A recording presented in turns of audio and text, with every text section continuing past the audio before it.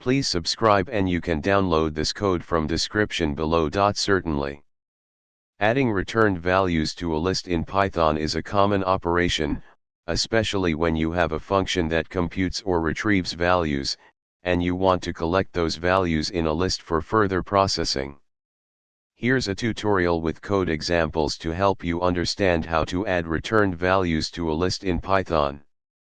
In Python, you can use a function to perform a specific task and return a value or multiple values. To add these returned values to a list, you can simply call the function and append the result to a list. Let's start by creating a simple function that returns a value. We'll then call this function and add the returned value to a list. In this example, the square_number function takes a parameter x and returns its square. We then call the function with the argument 5, and the returned value, 25, is added to the result_list. If your function returns multiple values, you can add all of them to the list using the extend method or multiple append calls.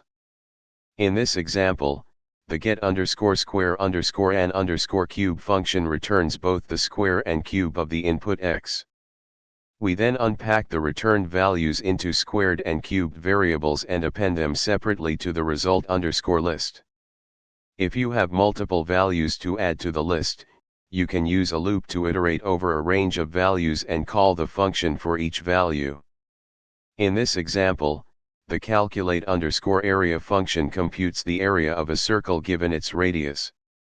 We use a loop to call the function for different radii and add the returned values to the result_list. Adding returned values to a list in Python is a straightforward process. You can apply this technique to various scenarios where you need to collect and manipulate data returned from functions. ChatGPT.